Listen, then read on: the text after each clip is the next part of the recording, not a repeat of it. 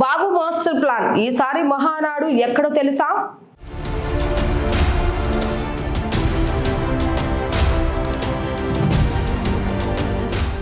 ఇనుము వేడిగా ఉన్నప్పుడే సమ్మెట దెబ్బ కొట్టాలి. సరిగ్గా ఇదే ఫార్ములాను అప్లై చేస్తుంది తెలుగుదేశం పార్టీ. 2023లో రాజమండ్రి మహానాడుతో గోదావరి జిల్లాలో రాజకీయాన్ని వన్ సైడ్ చేసిన టీడీపీ 2025లో కడప గడపలో మహాసంబరాన్ని నిర్వహించి పొలిటికల్ సెన్సేషనల్ క్రియేట్ చేసింది. మరి ఇప్పుడు టీడీపీ నెక్స్ట్ టార్గెట్ ఏంటి? దేశం దృష్టిని ఆకర్షించేలాగా చంద్రబాబు నాయుడు వేస్తున్న ఆ సరికొత్త మాస్టర్ ప్లాన్ ఏంటి? ఈసారి పసుపు పండుగ జరగబోయే ఆ సీక్రెట్ లొకేషన్ ఎక్కడ?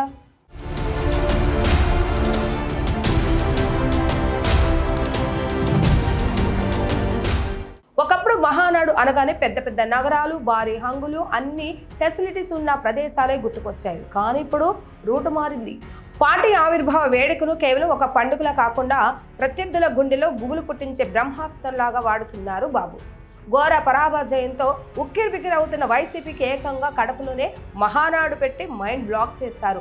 ఆ దెబ్బతో రాయలసీమలో ప్రతిపక్షం పూర్తిగా సైలెంట్ అయిపోయింది. కట్ చేస్తే ఇప్పుడు టీడీపీ ఫోకస్ మొత్తం మరో 3 జిల్లాలపై పడింది.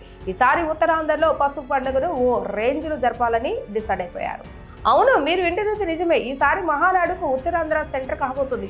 అందులోనూ శ్రీకాకుళం, విజయనగరం జిల్లాల సరిహద్దులో ఈ మహాసంబరాన్ని నిర్వహించేందుకు పక్కా ప్లాన్ రెడీ అవుతుంది.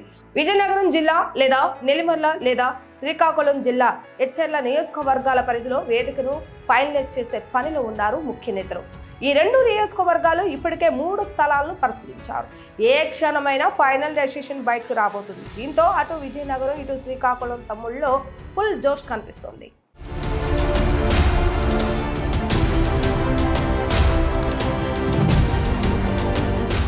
మహానాడు ఉత్తరాంధ్రలోనే ఎందుకు?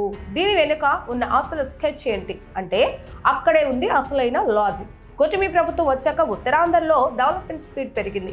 విశాఖకు ప్రతిష్టమైన Google data centre, IBM company, అనకాపల్లిలో 1000 ఉద్యోగాలు వచ్చే ఆర్సిలర్ మిట్టల్ స్టీల్ ప్లాంట్, వీటన్నిటికి మించి శరవేగంగా ముస్తాబోతున్న భోగాపురం అంతర్జాతీయ విమానాశ్రయం. సీఎం చంద్రబాబు నాయుడు, మంత్రి నారా లోకేష్ ఈ ప్రాజెక్టులతో ఉత్తరాంధ్ర ముఖ చిత్రాన్ని మార్చేస్తున్నారు. చేసేవాడికి చెప్పే హక్కు ఉంటుంది అన్నట్లుగా తాము తెచ్చిన ఈ డెవలప్మెంట్ను ప్రజల కళ్ళకు కట్టినట్లుగా చూపించడానికి ఈసారి ఉత్తరాంధ్ర వేదికగా మహానాడును ఎంచుకున్నారని పొలిటికల్ సర్కిల్స్లో ఇప్పుడు గట్టిగా వినిపిస్తుంది. 2 తెలుగు రాష్ట్రాల నుంచే కాకుండా విదేశాల నుంచి కూడా అభిమానులు, కార్యకర్తలు ఈ పసుపు పండుగకు పోటెత్తనున్నారు. ఓవైపు కళ్ళు చెదిరే అభివృద్ధి, మరోవైపు పక్కా పొలిటికల్ వ్యూహం.